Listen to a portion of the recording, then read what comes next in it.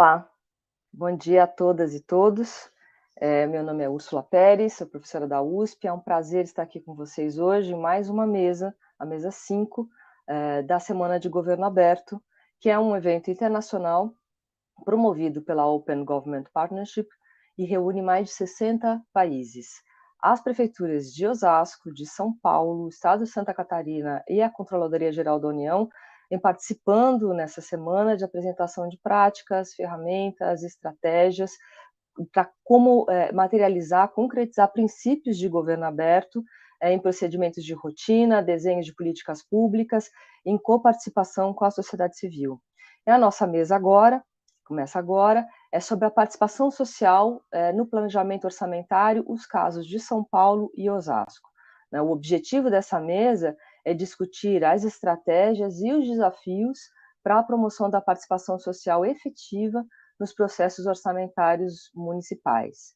E para essa discussão, a gente vai ter aqui a honra de ouvir, de debater com 4 representantes brilhantes aqui nessa temática. Então, teremos o Sandro Luiz Palanca, que é diretor da Divisão de Avaliação e Aprimoramento do Gasto Público da Secretaria da Fazenda da Prefeitura de São Paulo, a Silvia Cervellini, que é coordenadora do Delibera Brasil, o Bruno Mancini, que é secretário de Finanças da Prefeitura de Osasco, e a Gabriela de Belas, que é docente da Universidade Federal de São Paulo, no campus Osasco, minha colega também. Então, acredito que vai ser uma ótima discussão, trazendo aí pontos importantes tanto do poder público, das prefeituras, e também da visão aí da sociedade civil organizada que trabalha com essa temática. Então, eu queria dar boas-vindas a todos, que vocês aproveitem bastante essa discussão e aí preparem perguntas, questões, sugestões que a gente vai estar recebendo pelo chat, tá bom? Eu queria começar, então, agradecendo a presença do Sandro Luiz Palanca e passando a ele a palavra para a sua apresentação. Obrigada, Sandro. Obrigado, Úrsula, pelas palavras. Bom dia, pessoal. Eu sou o Sandro Palanca, sou da Secretaria da Fazenda, mas eu sou servidor de carreira da Prefeitura de São Paulo. Eu sou da carreira APPGG, né, na lista de políticas públicas e gestão governamental. Estou aqui na Secretaria da Fazenda desde o finalzinho de 2017 e venho competindo a mim desde então, esse processo de participação social no orçamento público, que a gente denominou de orçamento cidadão. Eu tenho alguns slides, eu vou colocar na tela aqui, isso, obrigado, e a gente vai falando deles rapidinho. Tá? Então, o orçamento cidadão é um processo participativo na elaboração do projeto de lei orçamentária da cidade de São Paulo. Ele ocorre aí anualmente, desde 2020. Até 2019, a gente tinha um processo de audiências públicas como uma obrigação legal, né? Precisamos fazer audiências públicas na elaboração de leis orçamentárias, mas era um processo com pouca efetividade, essa que era a nossa visão. Secretaria da Fazenda sempre fez, aí já é uma questão histórica, audiências públicas no território, né? A discussão por tema costuma ficar com a Câmara quando a peça orçamentária vai para o Legislativo.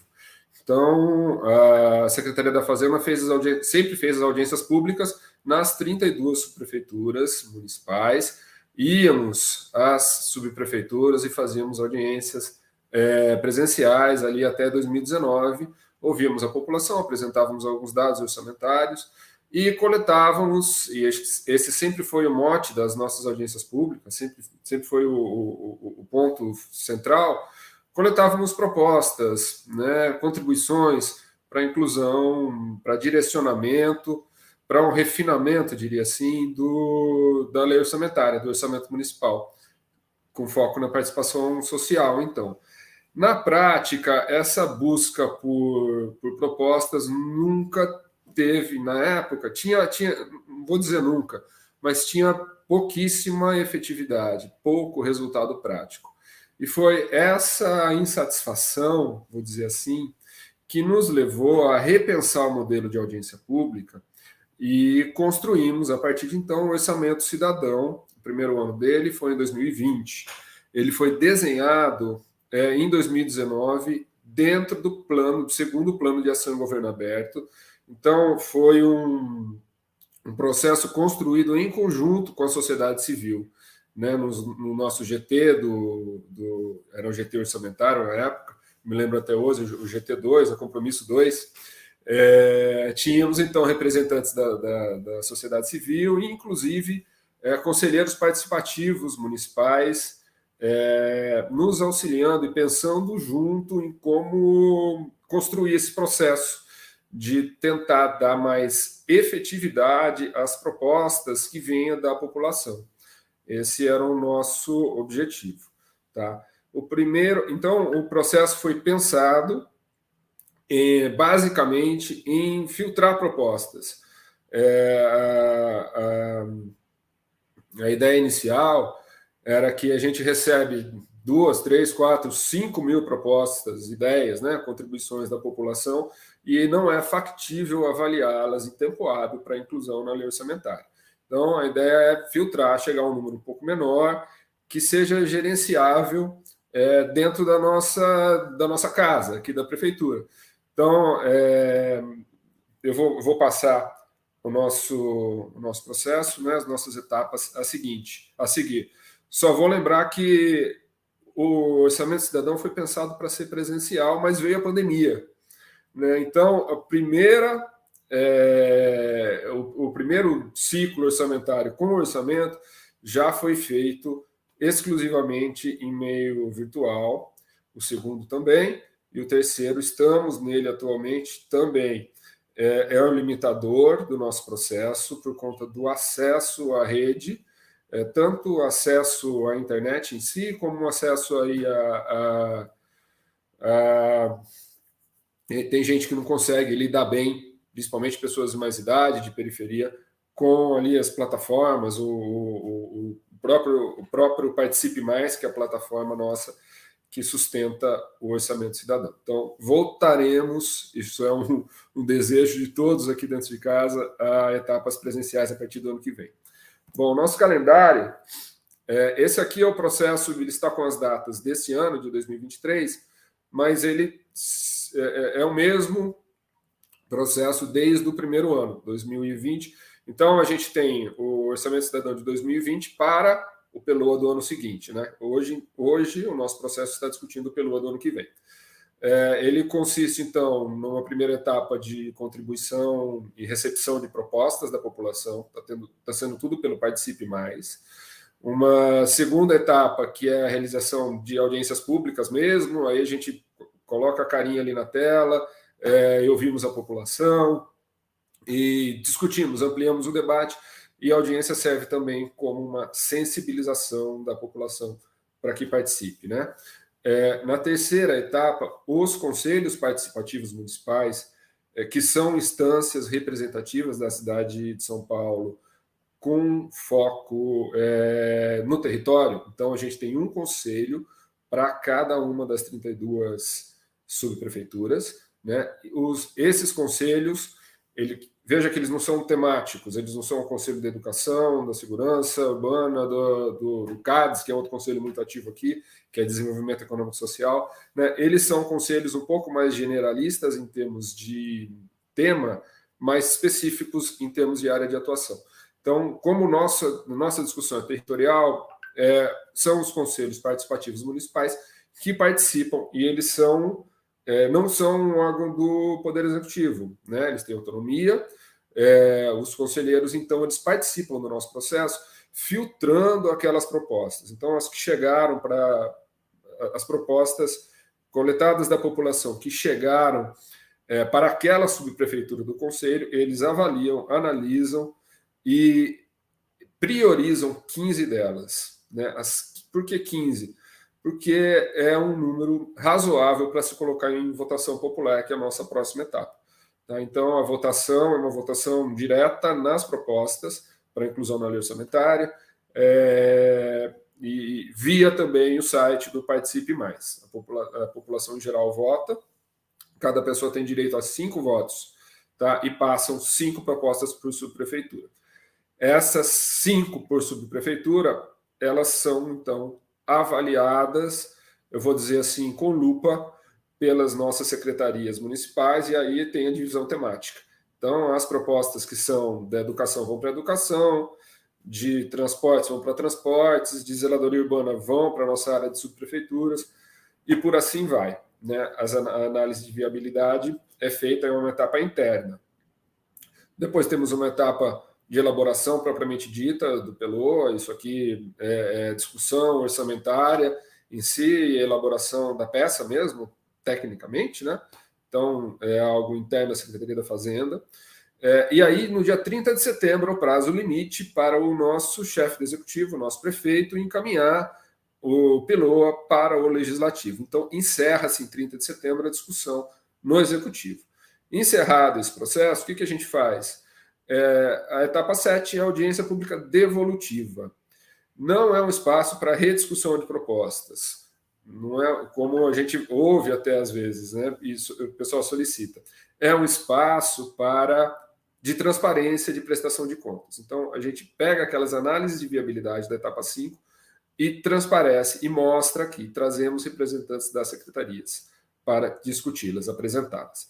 A etapa 8 já é no curso da execução da lei orçamentária, que a gente acompanha aí a implementação das propostas. Tá? Eu vou trazer alguns dados de participação. A gente tem finalizado 2 anos já, né? 2021, o primeiro processo foi em 2020 para a LOA de 2021. Tá? Então, na LOA de 2021, tivemos 70 propostas da população incluídas na LOA, e em 2022 tivemos 85. Eu digo ali na tela, está escrito compromisso, porque cada proposta ela vira um compromisso. A partir do momento em que ela é incluída na lei orçamentária, a gente não fala mais de proposta, a gente fala de compromisso. O compromisso pode sim limitar um pouco a proposta. Né? A proposta do munícipe, às vezes, é muito ampla e extrapola o exercício de uma lei orçamentária. O compromisso é redigido pela secretaria responsável pela implementação. Então, a gente fala de compromisso. Foram 70, no primeiro ano, 85, no segundo. E a gente está agora caminhando para o terceiro ano. Vamos ver quantas que a gente consegue. Participação. Vem caindo o número de propostas recebidas. É uma preocupação nossa. Já temos fechado aqui o dado de 2023. Veja que é em torno de 3.500, depois 3.000 propostas, e no último ano, hoje, nesse ano, tivemos cerca de 2.000 propostas. De qualquer forma, a participação social em termos de votos, os votos naquela etapa de votação, 43.000 no primeiro ano e 24.000 no segundo ano. Temos algumas hipóteses para essa redução da participação, mas acho que o meu tempo já está se esgotando, eu não vou entrar nisso, talvez nas conversas posteriores. Os comentários finais. Eu acho que eu trouxe aqui alguns pontos que eu acho que precisam ser melhorados, tá? Então, a divulgação do orçamento cidadão, ela é feita muito em rede social, uma publicidade passiva, quer dizer, a gente mostra nos nossos sites, nas nossas redes, mas espera o cidadão entrar. A gente precisa ir para uma publicidade mais ativa.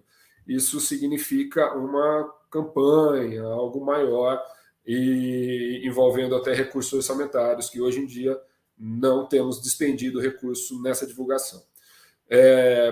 O meu segundo ponto o processo implica uma mudança cultural das secretarias municipais para fazer considerar nos seus planejamentos setoriais também propostas que são ali exógenas, que vêm de fora, que vêm diretamente da população. Às vezes casa, às vezes o que a população quer e o planejamento da secretaria bate, e essa é uma proposta mais fácil de seguir à frente e ser implementada. Às vezes não casa, então implica aí uma mudança realmente de cultura da secretaria para ser mais permeável a essas propostas que vêm da população. Análises de viabilidade das secretarias, temos muita variabilidade. Tem análises muito boas, consistentes, tem análises mais superficiais. Também é um ponto de melhoria. Tá? E o nosso monitoramento, hoje em dia, a equipe da Secretaria da Fazenda que está dedicada a isso, é uma equipe pequena. A gente não tem condições de transformar cada compromisso em um projeto. e acompanhar mais minuciosamente. O nosso monitoramento é feito via cobrança das secretarias e muito via publicização das informações e do andamento. Tá? A gente tem aqui dentro de casa a ideia que é um ponto a se melhorar o monitoramento das propostas. Bom, com isso eu acho que extrapolei um pouquinho o meu tempo, mas eu agradeço a participação de todos, agradeço o espaço e volto aqui para a Úrsula para a gente voltar e estou à disposição para a gente conversar depois. Muito obrigado, pessoal. Bom dia.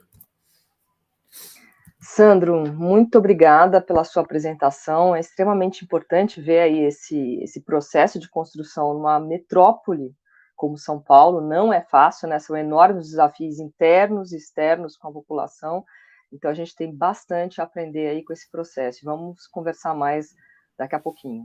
Então, eu te agradeço e agora eu queria chamar a Silvia Cervellini, que é a diretora do movimento do Colabora, para gente, do Delibera, desculpe, para a gente poder ouvir a sua apresentação. Obrigada, Silvia.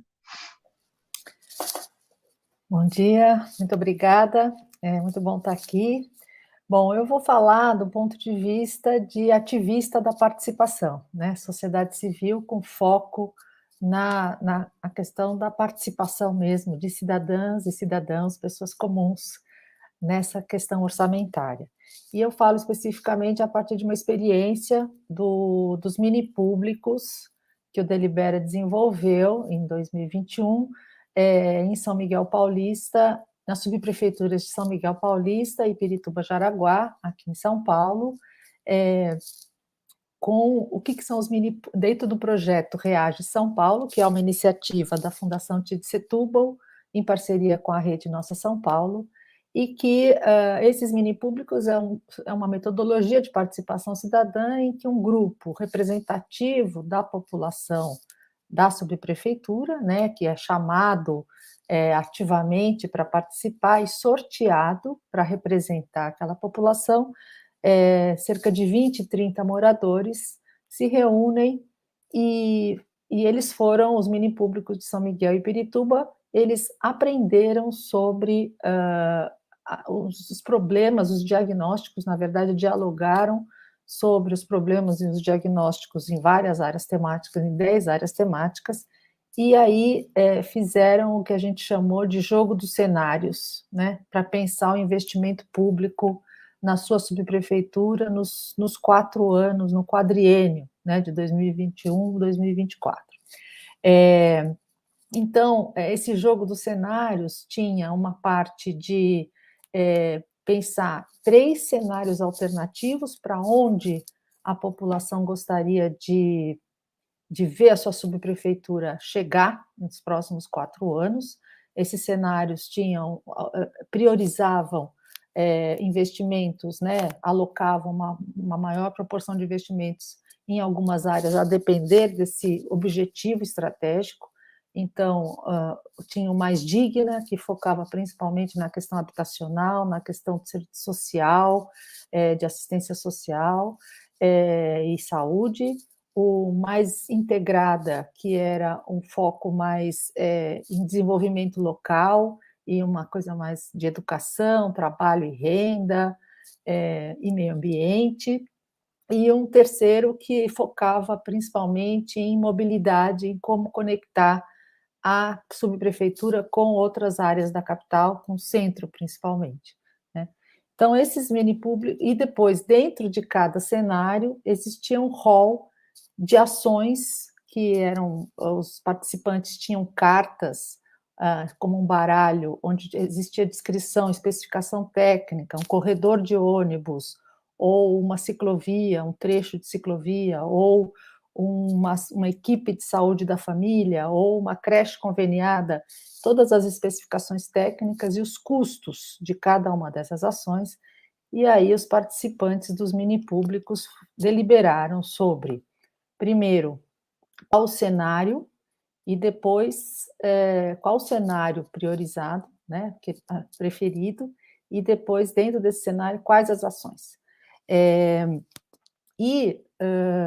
A gente vocês podem ter acesso a esse projeto no nosso site do Delibera Brasil, tem as informações mais lá. Vocês encontram lá as cartas de recomendação dos 2 minipúblicos, que são um exemplo de ponderação e bom senso e sabedoria no uso do recurso público, escolhas muito difíceis que eles tiveram que fazer entre, por exemplo, não só sobre, por exemplo, uma OBS ou mais equipe, uma nova UBS, por exemplo, ou mais equipes em UBSs existentes, então dentro da área de saúde, mas também entre áreas, né? Uma creche conveniada ou não sei quantos quilômetros de ciclovia. Então, essas escolhas eles foram fazendo, eles tinham um teto de cerca de 500 milhões de reais, estimados por esse orçamento de investimento em cada subprefeitura, e a carta dos minipúblicos é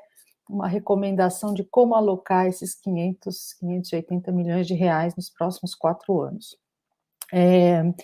Eu acho que o que é importante falar sobre os diferenciais dessa participação, que eu acho importante trazer para essa discussão de hoje, é a representatividade. Então, a gente diz que nos minipúblicos você tem uma deliberação de iguais entre diferentes, né? Então, somos todos iguais aqui, mas somos tão diferentes, mas somos iguais na deliberação. E a deliberação informada por uma visão estratégica que permita entender aonde a gente quer chegar com aquele dinheiro, né? E coletiva. Então, isso diferencia de uma participação que é pegar na prateleira, né?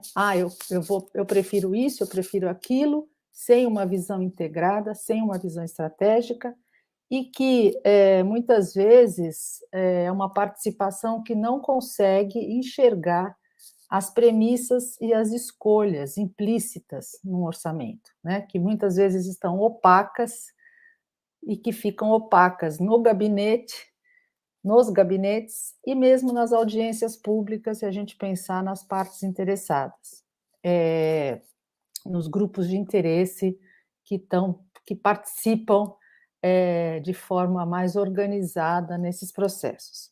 Então, eu acho que essa experiência dos minipúblicos de São Miguel Paulista e de Pirituba Jaraguá nos ensinam, né, que a população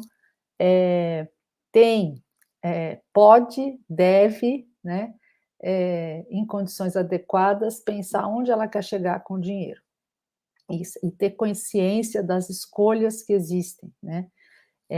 E aí, pensando, por exemplo, no caso dos minipúblicos, em São Miguel Paulista, um jovem, num certo ponto, disse: eu prefiro continuar demorando 2 horas, 2 horas e meia para ir e voltar da minha escola, mas resolver a questão de moradia digna para uma comunidade aqui no meu bairro. Então, essa visão ponderada e de justiça social vem muito forte nos minipúblicos, o foco coletivo, e nos traz no momento que a gente está vivendo aí aqui em São Paulo e acho que no Brasil todo, a questão da moradia digna, né? E versus a especulação imobiliária, eu acho que a gente é preciso trazer esse tipo de transparência de decisões e escolhas difíceis para a participação cidadã na alocação orçamentária. Eu acho que era isso que eu posso trazer, mais informações, e eu vou colocar também no chat o link para os materiais e para uma nota técnica que existe também sobre esse processo que foi em coautoria com o Centro de Estudos da Metrópole. Muito obrigada.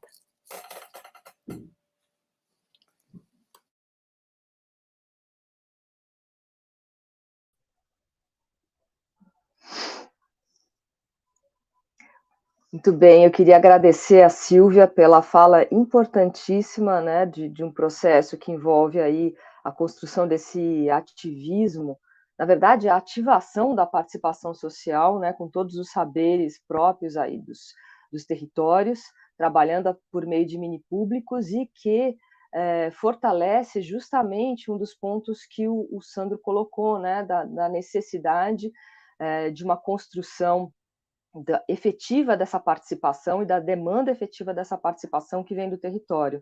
Então, é extremamente importante essa construção de mini-públicos para a gente ter a noção da demanda e fazer escolhas a partir das possibilidades orçamentárias. Muito bom, Silvia, muito obrigada.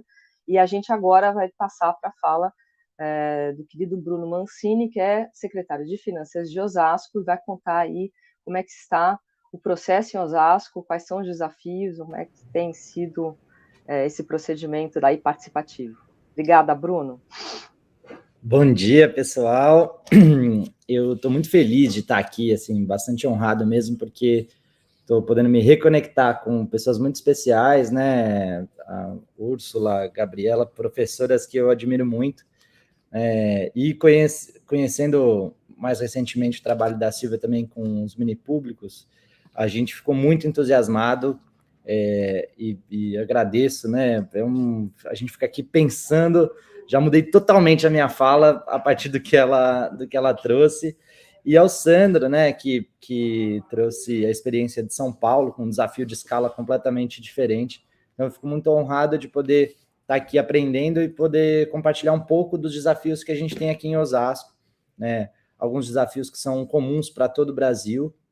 Eu acho que essencialmente o desafio do planejamento orçamentário, né? Se a gente está falando de participação no planejamento orçamentário, a gente tem que pensar que já é um desafio em si fazer um planejamento orçamentário adequado e segui-lo, né? A gente tem muita dificuldade nisso no Brasil, e isso extrapola para as questões do descrédito que as experiências de orçamento participativo em muitas das cidades, aqui em Osasco acabou acontecendo isso também, né? Das modalidades de participação no planejamento orçamentário foram sendo desacreditadas. E aí eu sinto que a gente vou tentar organizar aqui essas nossas experiências e os desafios que a gente enfrenta e que todo mundo deve enfrentar em 3 questões básicas, né? Uma que eu acho que os mini públicos, né, como a Silvia falou, são muito importantes, e essas metodologias alternativas, né, de abordagem para tornar isso que é muito opaco para aquilo que seja transparente efetivamente, né? É o primeiro desafio de linguagem, plataforma, metodologia. Acho que é uma tríade que está nesse primeiro bloco, e os nossos desafios têm sido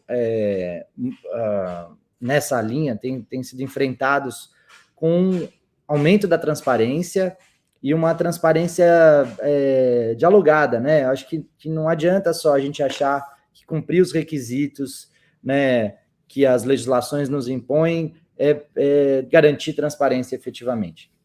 Então, quando a gente usa linguagens mais acessíveis, quando a gente usa linguagens mais simples, né, de abordagem orçamentária, para mostrar que a gente não está falando de orçamentês, né? A gente está falando com o cidadão, está falando da vida das pessoas e de como a vida das pessoas pode vir a ser transformada a partir do que a administração pública pode oferecer. Então, aqui em Osasco, a gente ingressou, né, com o nosso primeiro plano de ação na OGP, né, o ano passado. A gente está construindo em 2 bases, com 2 objetivos específicos, né, um de educação cidadã, né, e o outro de territorialização do orçamento, né, mas essa educação cidadã também diz respeito ao acesso, né, às condições de linguagens e plataformas que a gente utiliza para participação. A gente tem a ferramenta Participa Osasco, que foi muito importante no ciclo orçamentário passado. A gente está reformulando e repensando, né, a respeito disso. Então, a gente não perguntava sobre projetos, não perguntava sobre como as pessoas achavam que tinha que ser dedicado o investimento público, com percentuais, coisas dessa natureza. A gente perguntava o que era mais importante para ela em cada uma das políticas públicas.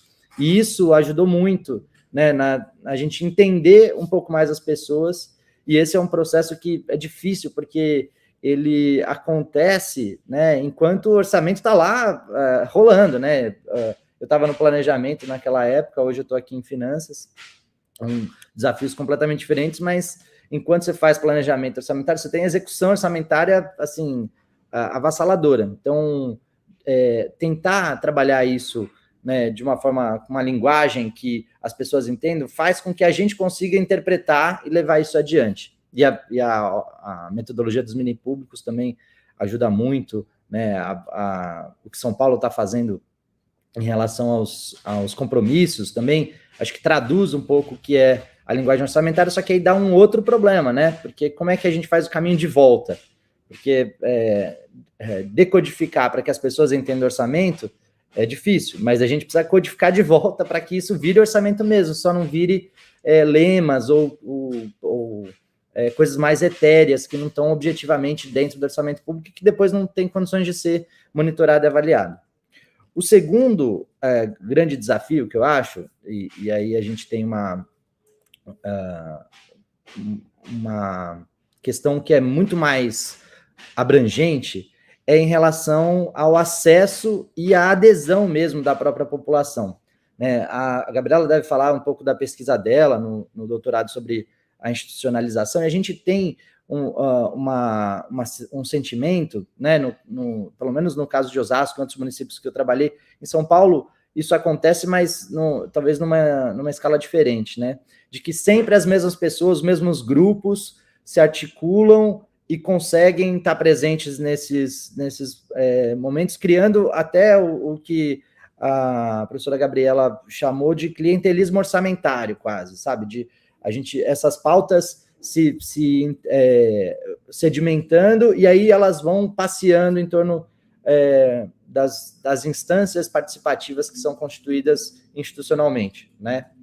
Então, acho que promover a adesão também faz parte da nossa obrigação enquanto setor público de voltar a conquistar essa credibilidade com as pessoas, né? E a gente tem tido também, a partir da transparência, né? A gente criou ferramentas de transparência que mostravam, né, o quanto estava sendo gasto, quanto já tinha andado das obras, dos projetos que a gente tinha desenvolvido aqui. E aí a gente sente que a adesão aumenta, né? O desafio da plataforma, né, de fazer online, fazer presencial. A gente teve uma pandemia que reinventou um monte das coisas. A gente tinha muito medo das audiências que iam ser migradas para o online, e elas foram muito maiores e mais abrangentes do que as audiências presenciais que a gente fazia até então. Então, é um desafio da gente conseguir promover, né, esse acesso e garantir a credibilidade para que a adesão às técnicas participativas também avancem, né? E, por último, eu acho que o principal desafio é o alcance do que a participação consegue promover de verdade em relação à transformação das políticas públicas a partir do orçamento, né? A gente tem uma tradição, né, de reservar uma parte muito pequena do orçamento para essa discussão, né? E às vezes a gente acha que está resolvendo a participação só com aquele projeto específico que foi votado, e aí acaba desprezando todo o resto do volume de participações, né? Então, que dizem muito a respeito das políticas e da avaliação do governo em relação ao que está acontecendo na vida das pessoas. Então, a gente precisa começar a ouvir melhor e tentar aproveitar a densidade disso. E aí eu acho que o caminho que eu tenho pensado e discutido aqui com a nossa equipe, né, é de a gente fazer 2 movimentos. Um que é o da institucionalização, de fortalecimento dos conselhos participativos, das audiências, dos instrumentos, né, de participação já consagrados e que funcionam, com um processo de desinstitucionalização da participação. As pessoas precisam participar e a gente precisa ouvi-las sem que elas percebam que estejam participando, né? Que seja no momento do atendimento, no momento da crítica em relação ao que está sendo feito, e em outros caminhos. O mini público funciona muito bem nisso, né, e outras metodologias. E aí eu falo um pouco do que é a ideia de territorialização do orçamento público, que é um desafio que a gente estabeleceu para esse plano plurianual, de levar essas discussões orçamentárias para a vida das pessoas onde elas acontecem mesmo, né? Em São Paulo, existe já uma tradição, de divisão, né, das responsabilidades, do orçamento, de tudo a partir das subprefeituras. Em outros municípios não existe isso. E aí a gente tem uma dificuldade de conseguir confrontar as grandes decisões a respeito das políticas, de como elas são desempenhadas nas diversas secretarias e agências municipais, né? E aquilo que acontece especificamente naquele bairro. E a gente aprender a ler isso é um desafio monumental, né? Então, eu sinto que o que a gente pode fazer é começar a conversar mais com as pessoas, né? Entender que são as pessoas que são os principais definidores do que a gente deve fazer, e não mais a participação em si, sabe? Tentar entender que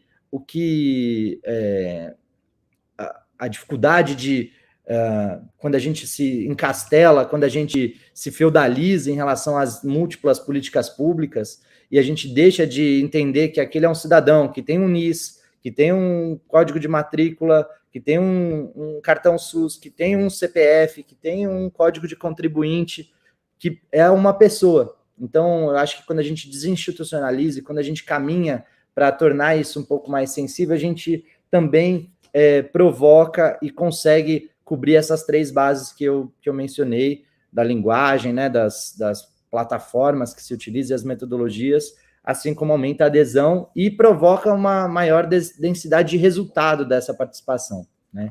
E aí, para a gente é um desafio muito grande, né, tá nessa experiência com a GP. A gente está muito feliz de estar aqui para poder compartilhar um pouco da nossa experiência, mas principalmente aprender com as experiências que já foram exitosas, as que não deram tanto certo, para que a gente consiga aperfeiçoar esse movimento em que a sociedade civil precisa estar articulada com o governo, com o cidadão, para que a gente consiga entregar, né, de verdade, um resultado de participação efetivo, né?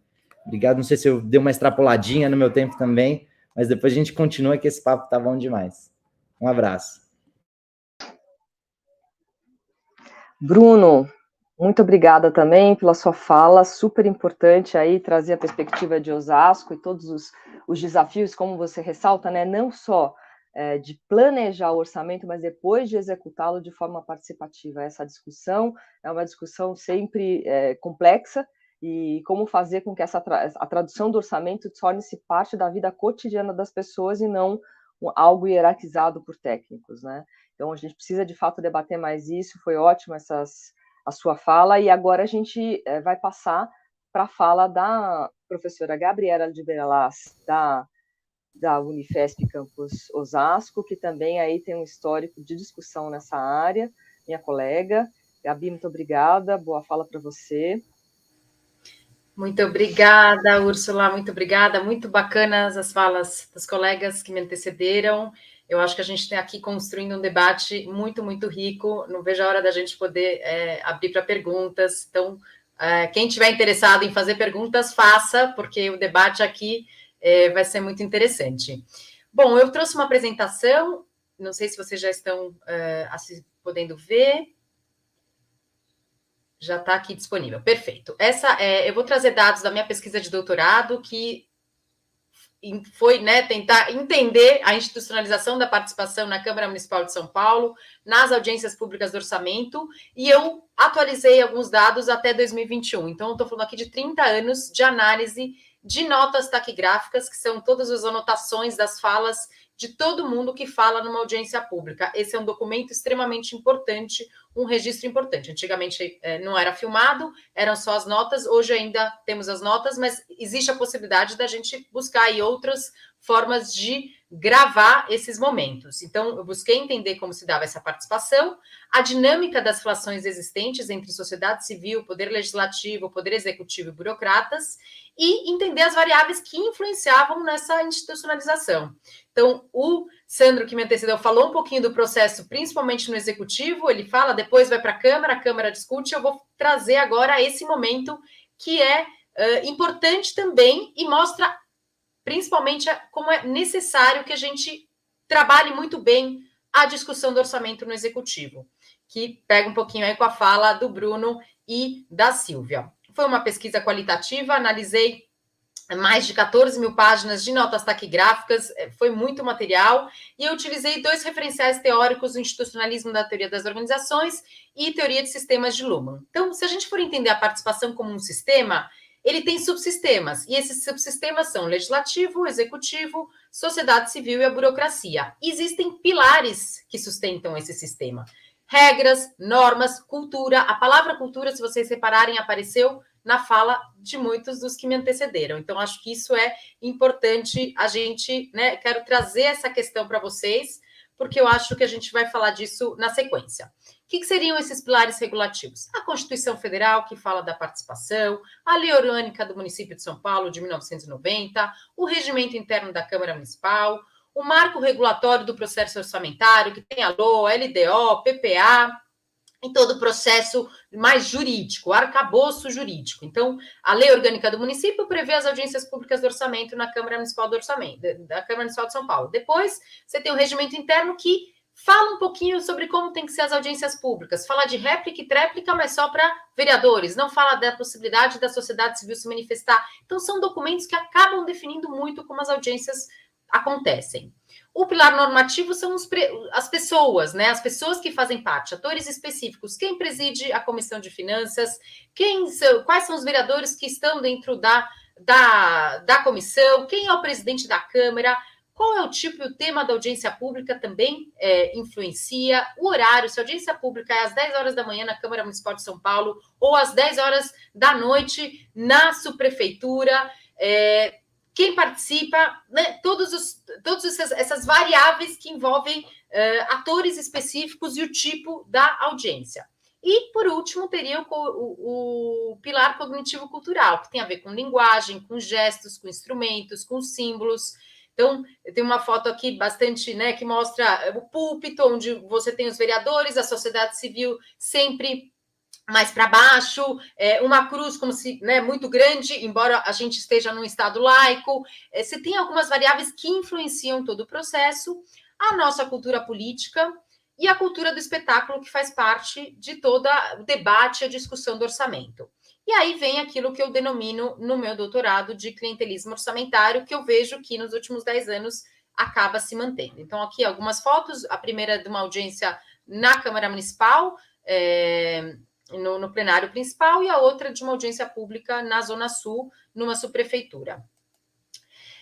Esse é o total de falas identificadas até 2010. Essas são pessoas, falas, então em 20 anos, praticamente 18, né? Porque 90 e 91 não havia notas disponíveis, 1.435 falas da sociedade civil e foram analisados 252 encontros.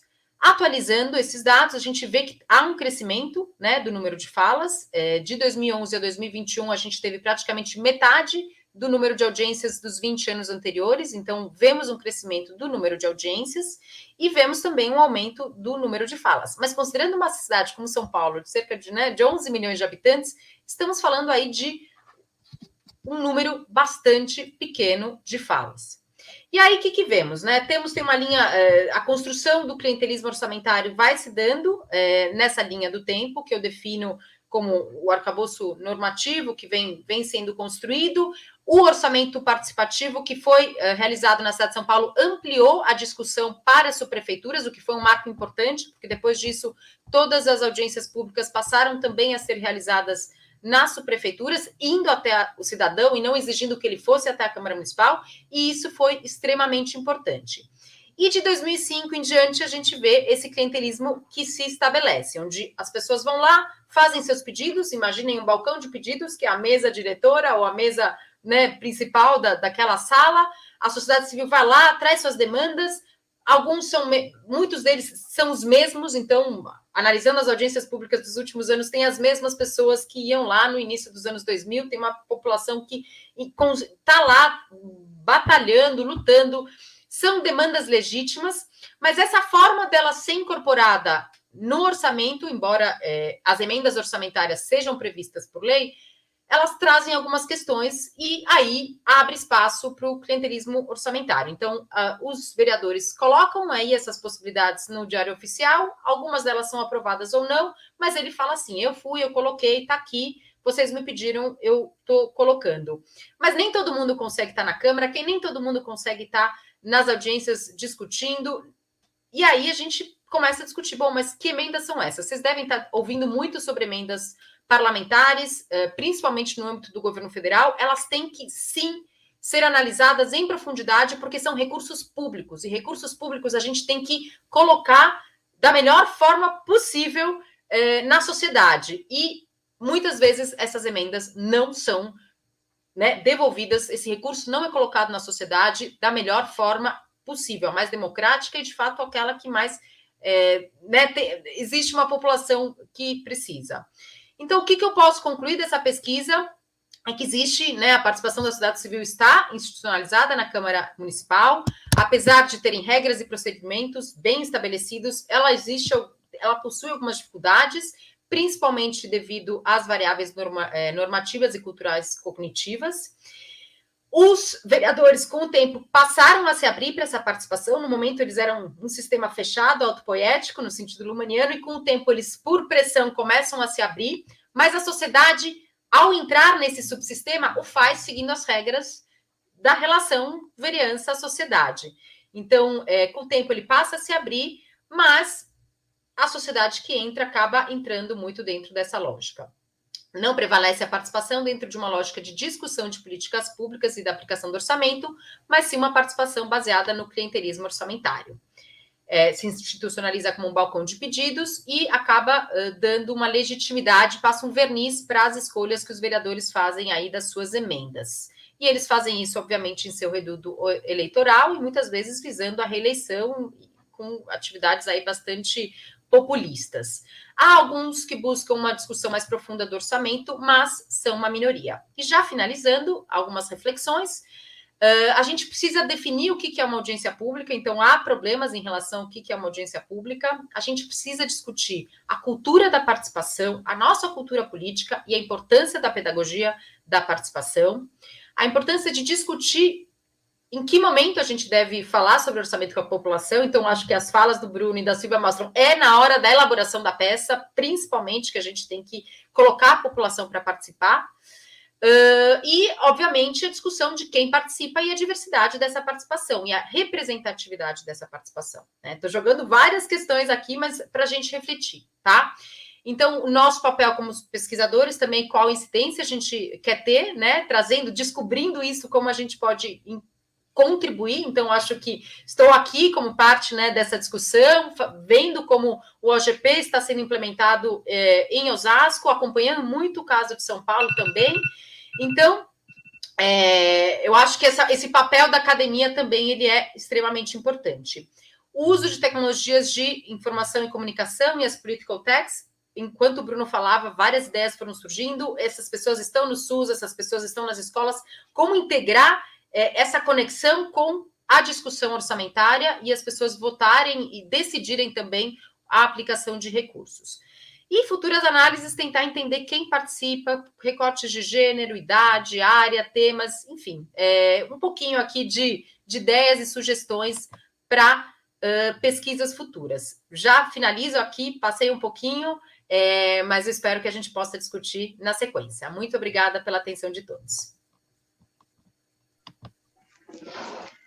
Gabi, foi ótimo. Você traz aí uma perspectiva extremamente importante, que é como é que a gente segue na discussão participativa, ou às vezes, como é que segue, né, onde ela acontece no legislativo, na Câmara, né? Há locais em que, se não há discussão participativa no executivo, a Câmara faz esse papel. Quando há no executivo, como é que esse papel do legislativo se coordena com o que o executivo está fazendo? Aprofunda ou se choca, né? Essa é uma discussão importante. Você traz momentos distintos desse ciclo em São Paulo, que mostram um incrementalismo dessa participação, mas mostram aí enormes desafios se a gente quer buscar um nível, vamos dizer, de equidade participativa, considerando as desigualdades do território e as necessidades do território. Acho que esse é um ponto bem importante. Então, a gente teve aqui 4 falas muito importantes e muito complementares, né, nos seus destaques, nos seus desafios, nas possibilidades também, e eu queria chamar a atenção para alguns pontos para a gente debater, para a gente discutir, para trazer de volta aqui os nossos apresentadores, nossos debatedores, para refletirmos em conjunto.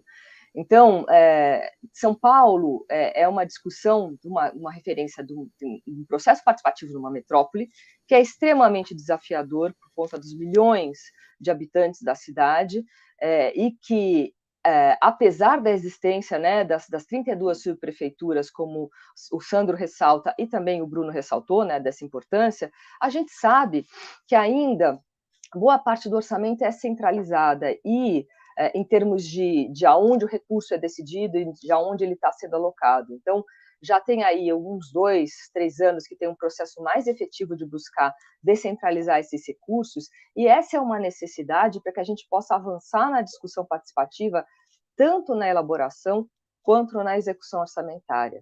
Se a gente pensar um dos pontos que o Sandro destacou, né, dos desafios de você conseguir ter uma efetividade no processo de discussão participativa para elencar quais são as necessidades, as pessoas precisam saber não só quais são as suas demandas, isso elas sabem porque elas vivem, elas estão ali no território sabendo as suas necessidades, mas também é preciso saber o que já existe, quais são as possibilidades de recurso no todo, no território, para fazer as escolhas, né? A Silvia traz isso muito bem quando ela apresenta mini públicos. O processo de conscientização de cenários é fundamental para a gente decidir uma alocação orçamentária adequada, né? Quais são as prioridades em perspectiva quando eu olho o outro? Eu só consigo trabalhar isso quando eu tenho informação aberta no território. Então, esse é um processo desafiador que São Paulo tem enfrentado, né? Um orçamento hoje de mais de 70 bilhões de reais, que ninguém consegue discutir esse volume. Esse é um dos grandes pontos, né? Uma das grandes questões. Falo também um pouco de experiência própria, eu participei do processo participativo de 2001, 2004, quando eu estava na prefeitura, na Secretaria de Finanças, e depois, de novo, na Secretaria de Planejamento, no ciclo de Planejamento e Participação, a partir de 2013, nosso desafio de chegar no território, chegar no bairro, é muito grande, partindo de um orçamento tão enorme, tão centralizado. Se a gente não fizer essa descentralização, e é uma descentralização que implica informações e implica poder, né? Orçamento é poder. Se a gente não descentralizar as duas coisas e não permitir que as escolhas sejam feitas de forma empoderada, a gente não consegue fazer com que se efetive a decisão na elaboração depois, durante a execução orçamentária. O Sandro também ressaltou uma outra coisa muito importante, que é você ter as áreas técnicas validando as escolhas. Não adianta eu escolher fazer uma creche, por exemplo, num lugar onde não tem terreno, não tem espaço para construir a creche, ou é uma ladeira absurda, que a gente não consegue pôr uma creche, né, com crianças pequenininhas para ficar subindo um monte de lances de escada. Então, essa discussão de viabilidade, que envolve não só dinheiro, mas também outras questões institucionais de regras, de espaço, né, de possibilidades, elas precisam estar empoderadas no discurso. E aí, no discurso da população, da participação ativa ali no território. Como é que a gente faz isso numa cidade como São Paulo? Né? E aí já fica aqui uma pergunta, tanto para o Santo quanto para a Silvia. Será que, se a gente extrapolar a perspectiva de mini públicos na cidade toda, pensando cenários, é uma possibilidade? Como é que você coordena esse processo? Os conselhos territoriais hoje, né, participativos territoriais, têm condições de se empoderar de informações que hoje estão muito centralizadas nas secretarias FIM para agilizar esse processo decisório? Isso seria uma possibilidade da gente garantir uma participação mais contínua? Porque uma das preocupações que a gente sempre tem na discussão participativa é que todo o esforço de meses de discussão em audiências, ou em conselhos, ou em ambos, quando começa 1º de janeiro, se perca, né, na frustração de não ver os projetos sendo executados. E esse processo de frustração, para não acontecer, ele precisa permitir essa permeabilidade no processo de implementação. Essa permeabilidade só vai acontecer se a gente tiver também a informação do projeto muito, muito acessível no orçamento. Então, aquilo que eu votei, aquela creche, aquela UBS, né, que vai acontecer no meu bairro, ou a reconstrução de vias, ou um novo ponto de cultura, tudo aquilo que foi decidido e que foi votado precisa estar sendo acompanhado no território como obra, mas também na viabilização dos recursos na execução orçamentária. Esse é um dos pontos que o Bruno destacou ali em Osasco, né, dessa preocupação de territorializar também o orçamento de Osasco. E tá aí, também já pergunto para o Bruno, vocês estão pensando em abrir a execução orçamentária por território, nível de distrito, ou não sei que nível, Osasco, até onde eu sei, não tem subprefeituras, mas tem áreas territorializadas. Será que isso seria uma dimensão possível para você abrir informações, né, para estruturar essas informações, para que as pessoas consigam saber como é que o recurso vai, não só nas áreas temáticas, educação, saúde, habitação, mas também em cada bairro, aonde está o dinheiro, porque essa informação é fundamental para a gente entender o nível de desigualdade nas nossas cidades. E ao compreender o nível de desigualdade, a gente consegue engajar pessoas para inverter prioridades, né? Essa é uma questão até muito perversa, porque muitas vezes quem mais precisa é justamente quem tem menos tempo para poder se dedicar à participação. São pessoas que moram mais distante, que gastam mais tempo no transporte, que é um dos pontos, né, de desafios associados à questão da moradia. A inexistência de moradia em áreas centrais obriga as pessoas a morarem cada vez mais longe, a dependerem de transporte num tempo muito grande de deslocamento, o que inviabiliza a sua participação cotidiana. Então, são justamente as pessoas que precisariam estar mais envolvidas e buscando ali uma inversão de prioridades para recursos na sua área que não conseguem participar. Como é que a gente dá conta de envolver todos de forma equânime no processo participativo? Introduzir ferramentas virtuais parece que é uma possibilidade, né? O Bruno falou que houve aí uma surpresa de que não fazer de forma presencial na pandemia, mas usar esses instrumentos, aumentou o engajamento. Quem são essas pessoas? É importantíssimo mapear. Será que aumentou o engajamento em toda a perspectiva territorial? Tem muitos jovens participando. Acredito que quanto mais jovem, mais fácil fazer esse processo de participação. Como é que a gente consegue garantir que isso permeie todo o território com as dificuldades de conexão que o Sandro ressaltou? E, além disso tudo, um outro desafio, como a Gabi trouxe, como é que a gente coordena todo esse processo de participação elaborada de forma ativa e consciente e empoderada na PILOA, né, no projeto de lei orçamentária anual, e depois, durante a construção, a tramitação desse processo desse projeto na Câmara de Vereadores, isso pode ser aprimorado e não refeito numa outra perspectiva. Também me preocupa como é que a participação na Câmara, que ela é soberana, ela é constitucional, ela é prevista e constitucional, os vereadores têm o direito e o dever de trabalhar o orçamento, fazer suas emendas, atendendo às demandas da população, mas isso também precisa traduzir as demandas da sociedade como um todo, e não só daqueles grupos que estão ali presentes. É responsabilidade tanto do Poder Executivo quanto do Legislativo trabalhar pelo bem-estar coletivo de todos, e não só de grupos específicos. Então, eu não posso esquecer que quem não está representado também tem direitos, e também tem necessidades, e às vezes mais do que quem consegue se articular para fazer pressão, para fazer lobby por uma determinada dotação orçamentária. Então, como é que a gente constrói um processo de equidade na elaboração do orçamento, na tramitação, e depois, durante a execução, unindo esforços da sociedade civil, do executivo e do legislativo, para um processo orçamentário mais justo e que consiga, de fato, reverter aí as desigualdades nos nossos territórios, que são enormes e muito aprofundadas, gente, nesses últimos 2 anos de pandemia.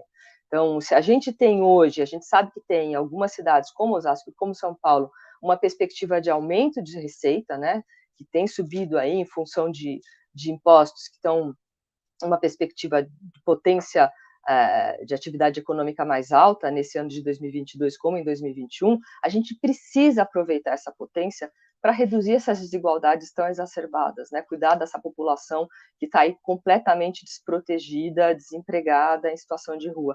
Como que trabalhamos tudo isso, considerando todos esses desafios? Então, deixei aí perguntas que eu gostaria de ouvir o Sandro falar sobre essa questão de como é que a gente empodera o território junto com os conselhos territoriais, né? Aproximando das áreas fim, usando a territorialização na execução. Isso também coloco para o Bruno em Osasco, como é que seria esse processo. E, Silvia, como é que a gente ajuda com os mini-públicos a alargar esse processo participativo em várias regiões? Dá para fazer isso ao mesmo tempo? A gente consegue institucionalizar esse processo? O quanto isso ajuda a empoderar os conselhos? E depois, com todo esse empoderamento, será que a gente consegue ter, Gabi, no Poder Legislativo, um processo mais transparente e includente de todos os territórios da cidade? O que vocês acham?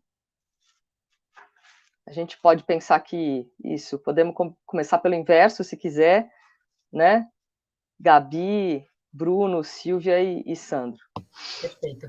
Eu acredito, Úrsula, que sim, temos como melhorar esse processo, né?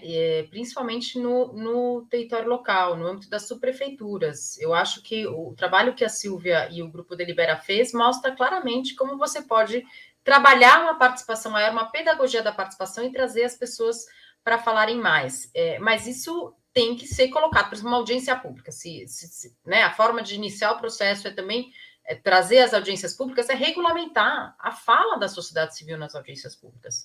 E não ficar apenas com audiências públicas. Existem hoje ferramentas digitais extremamente potentes. A gente fez agora na universidade com um app desenvolvido pela Universidade de Berkeley, o processo de discussão participativa do nosso projeto pedagógico, e essas ferramentas já existem, não precisam nem ser inventadas, elas existem, elas têm que ser colocadas aí na mão das pessoas, e obviamente tem que ser uma linguagem muito acessível, né? Tem que ser uma forma que todos consigam entender, porque a gente sabe que orçamento é um tema extremamente difícil, mas para isso tem que haver vontade política de quem conduz isso, no caso da Câmara, na Comissão de Finanças e Orçamento, e obviamente a presidência da Câmara também influencia. A presidência da Câmara interessada em fazer um processo de discussão orçamentária no âmbito do legislativo participativo, bancando isso vai, né, sendo colocado aí na Comissão de Finanças como um todo. Então, acho que, assim, as tecnologias já existem, eu diria que agora é uma questão de cultura política, de querer realmente abrir essa participação. E aí, eles vão colocar na balança, né? A gente sabe que nem sempre convém, infelizmente. Ótimo, Gabi. Bruno. Acho que é uma mistura do frio com essa nossa sessão. Eu tô com um cãibra aqui no pescoço de tanto concordar, sabe? Vocês estão falando e eu tô assim, ó, parecendo uma vaquinha de presépio, assim, ó, concordando, porque é muito complexo e são muitos fatores diferentes. Eu queria só resgatar algumas coisas, né, antes de entrar naquilo que a Úrsula nos provocou, que acho que tem um artigo eu não tenho certeza se é seu, Úrsula, que fala da derrocada dos OPs, assim, um pouco uma crise dos instrumentos participativos. E a gente tem 3 elementos que são que dificultam muito e que, na verdade, são só a oportunidade da gente reinterpretá-los e mudar a forma como a gente está encastelado aqui nas nossas metodologias já tradicionais. A linguagem orçamentária é a mesma desde 1964, então a gente precisa começar a pensar um pouco melhor a partir, na minha visão, de uma perspectiva federalista.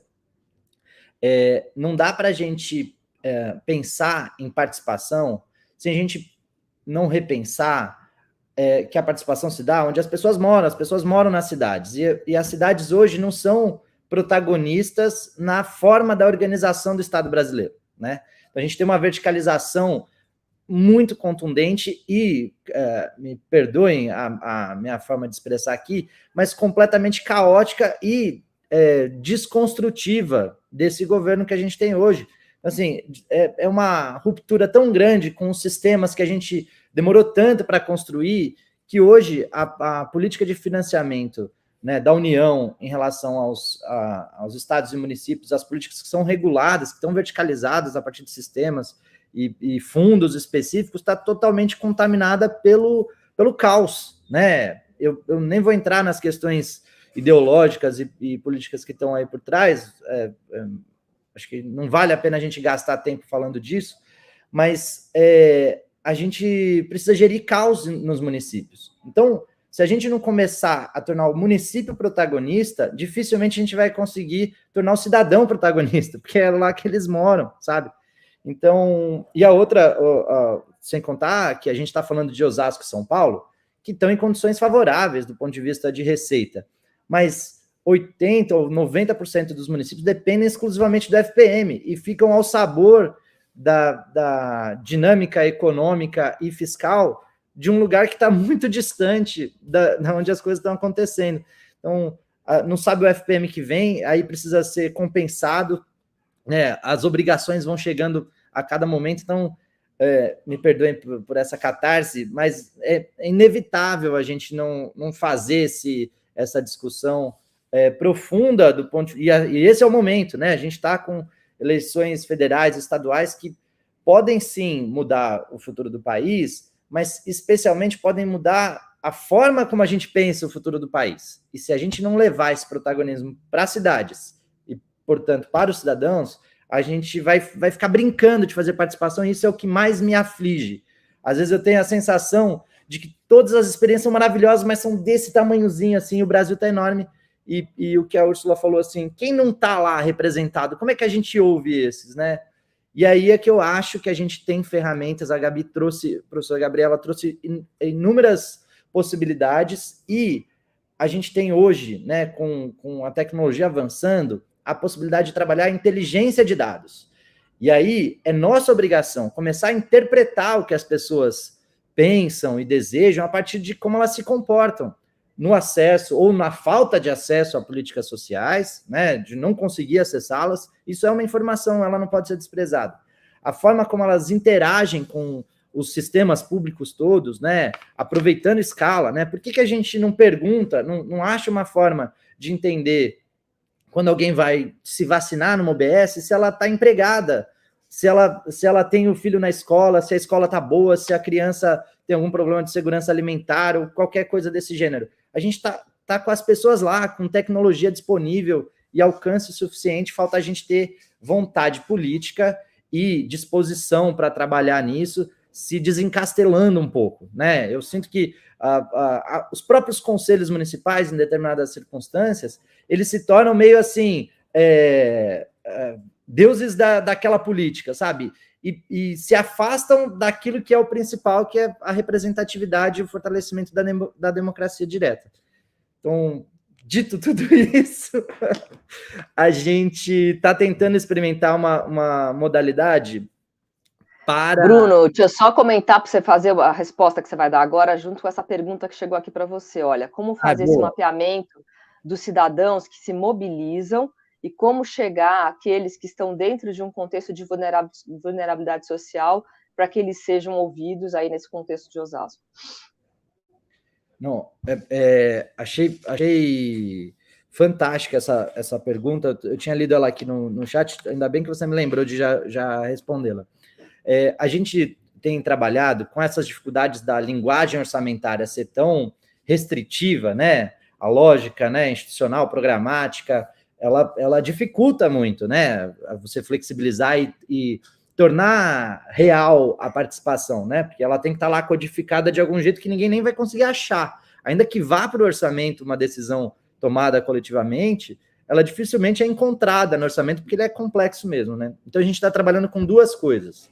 Primeiro, a gente está criando camadas gerenciais do orçamento, para além do binômio programa e ação, né, com classificações institucionais e tudo mais. Eu vou tentar falar menos orçamentês aqui, tentar deixar o mais claro possível para todo mundo. Mas, para além daquilo, a gente está querendo dizer, isso começou lá em 2014, a gente vem amadurecendo como iniciativas, né? Então, o que é exatamente que está sendo feito? E aí, a partir dali, que todo mundo entende, do secretário municipal ao qualquer cidadão de Osasco vai ter que entender o que diz respeito àquilo. Essa é uma camada orçamentária que a gente está fazendo, dá muito trabalho, porque a gente já está fazendo desde o PPA isso, né? Então, demora, é muito trabalhoso. E a segunda é a localização. Então, a gente está começando a codificar, ainda é um processo muito difícil, porque tem despesas que você não consegue dividir pelos bairros, pelos territórios. Então, você tem que criar metodologias para conseguir fazer isso. A gente está trabalhando nisso, e aí a dificuldade maior é de convencer os sistemas que estão lá integrados com a Udesp, que não tem muita flexibilidade, né, em relação às camadas gerenciais do orçamento, para que esse é o nosso desafio de hoje, né, conseguir convencer de que isso é orçamento também, não está lá na Udesp, paciência, azar da Udesp, né? A Udesp é o sistema de auditoria eletrônica do Tribunal de Contas do Estado de São Paulo, né? Para quem não conhece. É maravilhoso, ótimo, amamos o Tribunal de Contas, mas ele ainda é muito rígido e preso a como o orçamento foi construído lá em 1960, né? Então temos muita dificuldade com isso. E aí, por último, só respondendo a pergunta, acho que da Luana, eu acho que a gente tem um ativo muito importante dentro dos governos municipais, que é a presença, né? A gente está na cidade inteira, né? Em escolas, em unidades de saúde, nos CRAS, em postos de atendimento ao trabalhador, em ginásios. Então, a gente está presente na cidade onde as pessoas estão, especialmente nas áreas de vulnerabilidade. Às vezes, só existe o Estado, não existe o emprego, não existe a moradia, mas o Estado, de alguma forma, tem que estar presente. E aí, a partir dali, com inteligência de dados e com capacidade, né, e disposição de escutar o que as pessoas têm a dizer, ainda quando elas não estão dizendo, quando elas nem sabem exatamente o que elas estão dizendo, o que elas precisam e querem, a gente precisa fazer esse trabalho de tradução e de interpretação. Desculpem. Valeu. Não, foi ótimo, Bruno. São desafios muito grandes e questões muito pertinentes aí que você traz. Mas a gente queria ouvir também um pouco a Silvia, né, na sua perspectiva aí de base desses anos todos trabalhando com essa questão. O que você acha que a gente consegue aprimorar, Silvia? Então, você colocou, a gente está conversando bastante, pensando bastante nesse desafio de escalar, né? De escalar a deliberação cidadã, escalar os mini públicos ou Assembleias Cidadãs, inclusive com a equipe de Governo Aberto de São Paulo, estamos conversando sobre isso, mas o que eu acho importante aqui do campo da participação, que é importante trazer, que eu acho que é pensar duas frentes de participação. Uma frente que é a escuta, que é, né, trazer, e que eu acho que essa escuta, ela tem a tecnologia e a capilaridade de instâncias e equipamentos públicos nos territórios, isso aí que o Bruno falou, né? Usar toda a inovação tecnológica e também sociedade civil e capilaridade de equipamentos públicos para trazer essas escutas, né? As audiências públicas, tudo que você fala, o que você quer? O que você precisa? O que está acontecendo? Eu acho que isso quanto mais você facilitar e chegar lá perto e fazer isso que o Bruno falou, melhor.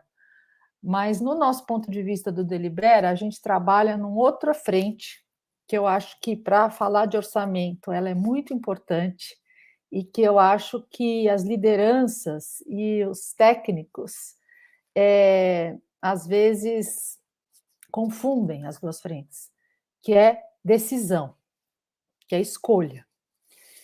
É muito diferente, né? Você mapear a demanda é diferente de você dar poder para as pessoas entenderem o que está em jogo e o que elas querem, o que elas escolhem, né?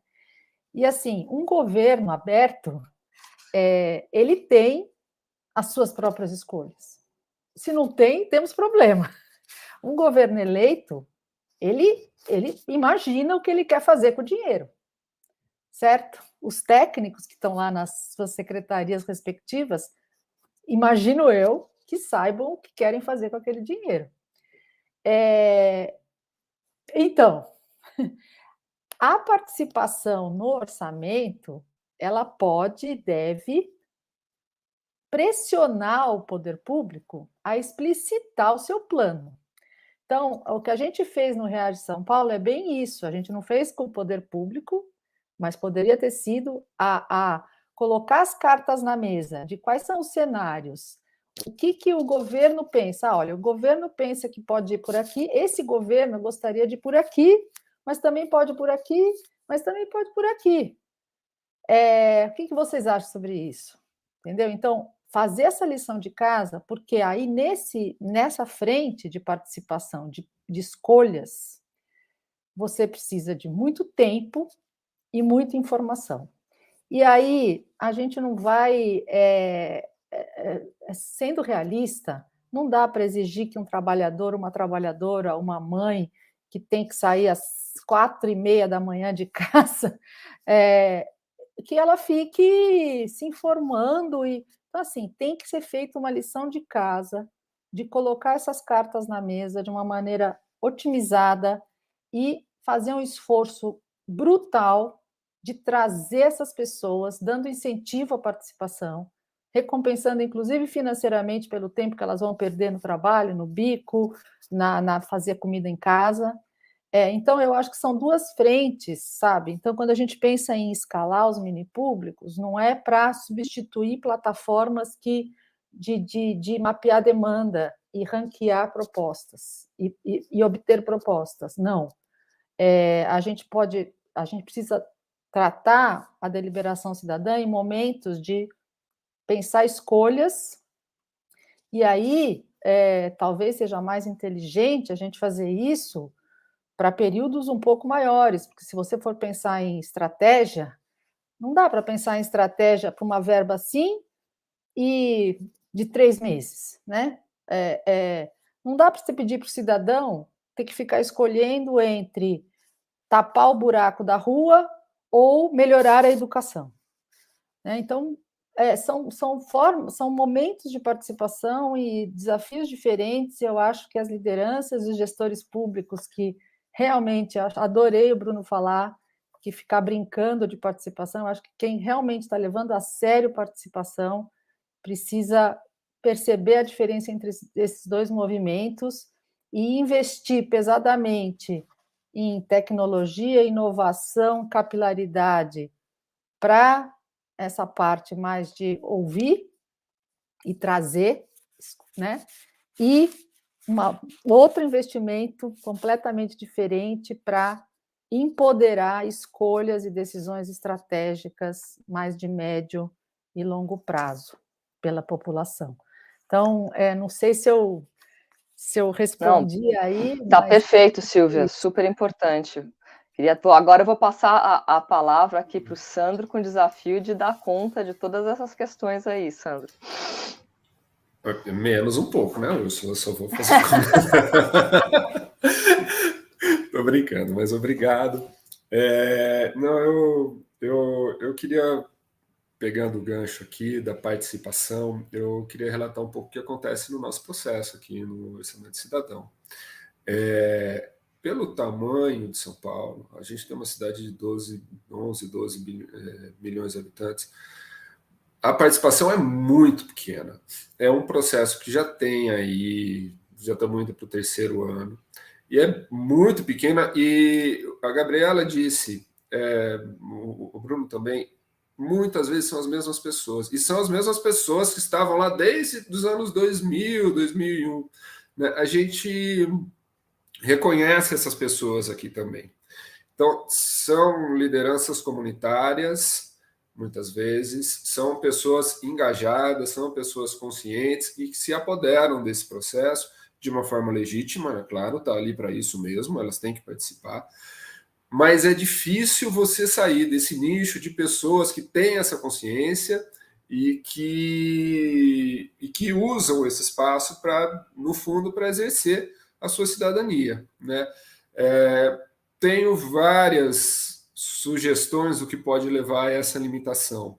Uma delas, certamente, é a nossa divulgação, que a nossa divulgação ainda é falha, não atinge a todos, e a gente depende muito de contato boca a boca, que passa muito pelos conselhos, por essas pessoas que já estão engajadas e que são lideranças, elas é que distribuem, elas é que chamam a sua população, o seu público, a sua rede.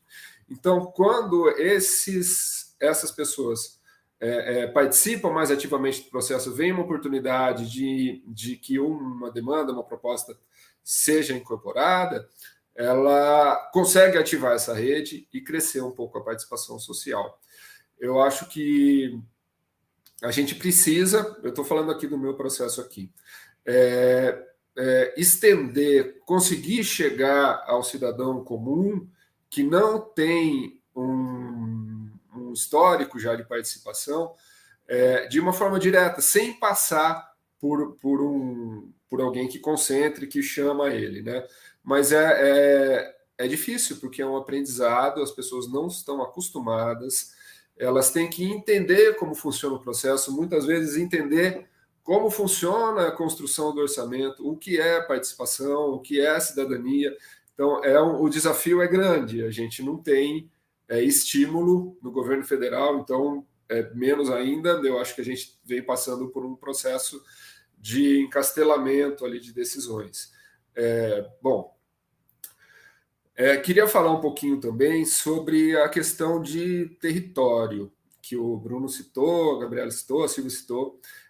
A gente chama aqui dentro de casa, o nome é regionalização do orçamento, vamos regionalizar o orçamento. Né?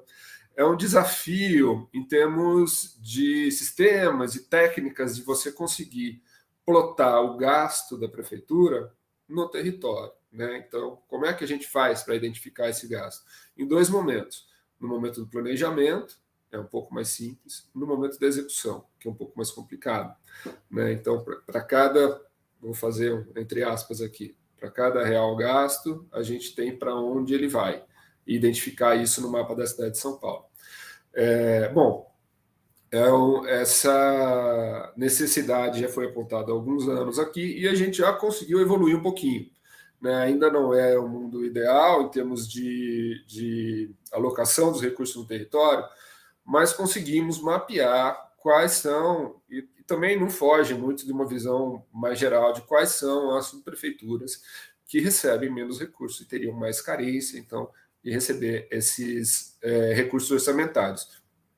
No nosso processo de regionalização, então, foi colocado um índice para cada uma das 32 subprefeituras de quais seriam as mais vulneráveis e quais teriam um percentual para receber de um orçamento regionalizado. Foi separado um volume de recursos da ordem de 5 bilhões de reais para o orçamento até 2025, né, nesse PPA.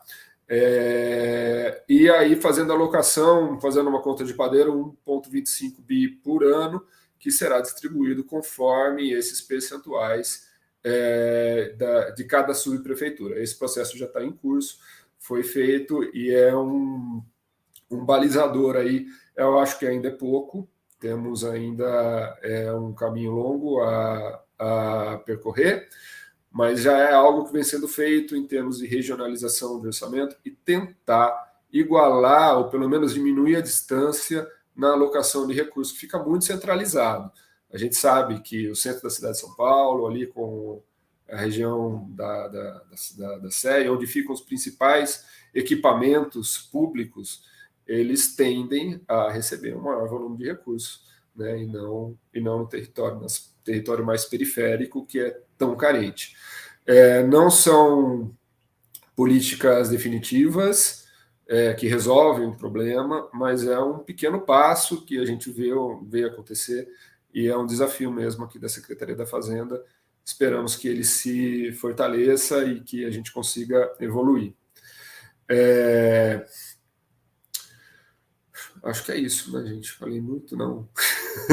Então, deixa eu olhar aqui no chat se chegou alguma pergunta para mim. Teve uma pergunta aqui que eu coloquei, se você poderia responder, porque o Fabiano Halpe coloca aqui, ele afirma que o processo é muito complexo e quais seriam as partes que precisam avançar mais. Acho que você já falou um pouco sobre isso, com os outros também, mas não sei se você quer ressaltar mais algum ponto em relação a isso. O nosso processo aqui, vou falar especificamente do orçamento cidadão, eu tenho as minhas, eu vou falar como como o Sandro aqui, tá? As minhas críticas, o que eu acho que a gente precisa melhorar. Divulgação, a gente precisa fazer uma campanha de divulgação, como tem campanhas aí para Maio Amarelo, para campanha de vacinação.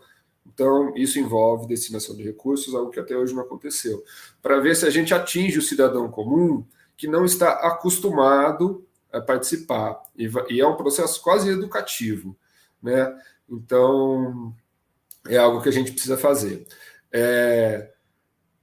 Os mini públicos, a gente inclusive tem conversado com a Silvia, uma estratégia de pensar em integrar os dois processos, e porque o mini público é um processo, uma ferramenta muito bem sucedida e muito rica, e que melhora muito, principalmente em termos qualitativos, a discussão, né? Então a gente está no desafio de tentar integrar os processos.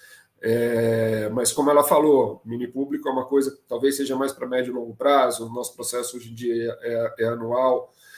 Mesmo com essas nuances, eu acho que dá para a gente construir alguma coisa em comum. Vamos ver se a gente, pelo menos, faz um projeto piloto aí. A nossa ideia de incluir o mini público no processo do ano que vem, dando mais qualidade à discussão, trazendo mais qualidade à nossa discussão. E aí, dentro de casa, oportunidades aí onde a gente deve melhorar é no relacionamento mesmo com as secretarias, o que eu tinha trazido de mudança de cultura, né? Que formalmente a gente já conseguiu alguns instrumentos importantes. Por exemplo, a LDO da cidade de São Paulo traz como uma prioridade da administração as demandas vindas diretamente da população, que é exatamente o que a gente tem no Orçamento Cidadão. Então, a gente tem esse respaldo legal para exigir das secretarias, para cobrar das secretarias. Mesmo assim, ainda fica longe de um processo mais refinado lá na ponta, de análises detalhadas, de cada proposta que chega, que seja uma análise mais detalhada, mais refinada, e um processo realmente acompanhado mais de perto e que entre como prioridade de implementação, né? Então, a gente tem esse desafio aqui dentro de casa, e com essa, eu acho que esses são os nossos principais pontos aí de melhoria. Muito bom, Sandro, muito obrigada. Bem, eu acho que a gente fez aqui uma discussão muito rica, né, muito importante para processos participativos em grandes cidades, mas que a gente pode extrapolar e pensar aí todos os desafios de participação, como o Bruno trouxe, né, nas miríades de municípios, que nos colocam um desafio de coordenação federativa, como você falou, mas, de fato, sem capilarização desse movimento, né, trazer para o território e empoderar as pessoas das suas possibilidades, a gente tem menos chance de avançar. Então, a gente precisa empoderar os discursos, empoderar com informação e com possibilidade de ver, durante a implementação, aquilo que foi discutido e decidido de fato acontecer. Porque se a gente cair de novo no processo de frustração de todo mundo que participa, que aconteceu muito nos anos 90, né? Um enorme impulso para a participação, mas depois não consegue perceber a construção, né, a realização, a concretização desse processo participativo, a gente não institucionaliza. Então, esse é um desafio muito grande. E aí, eu só vou colocar uma coisa que não vai dar tempo da gente debater, mas para a gente pensar para uma próxima.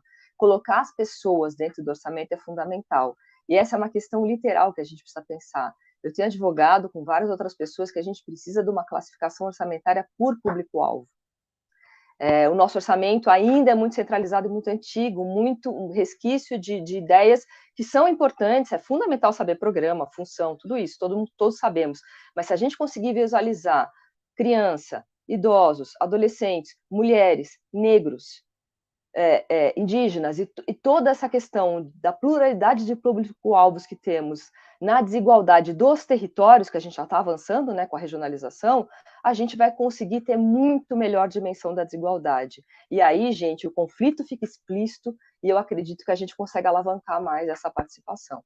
Mas, enfim, uma ideia para a gente pensar para depois como é que a gente trabalha isso e como é que a gente convence, né, SOF, STN, de conseguir uma classificação para o Brasil todo que pense público-alvo. Eu queria agradecer demais o Sandro, o Bruno, a Silvia e a Gabriela pela discussão aqui hoje, agradecer a todo mundo que está acompanhando a gente pelo YouTube, agradecer toda a organização a Prefeitura de Osasco, de São Paulo, desse processo, e lembrar todo mundo que está assistindo que a gente tem mais uma mesa à tarde, tá, gente? A gente tem a mesa 6, que é uma mesa que vai ter 6 mulheres discutindo, entre elas a Milena de Carvalho, aqui da Prefeitura de Osasco, vão discutir localização da agenda de governo aberto. Essa mesa começa às 2h30 e vai até às 4 da tarde, então não percam essa última mesa aqui da semana de governo aberto. Então, findamos aqui pontualmente no nosso horário. Muito obrigada a todos e todas. Obrigada. Obrigada. Valeu. Tchau, gente. Obrigado.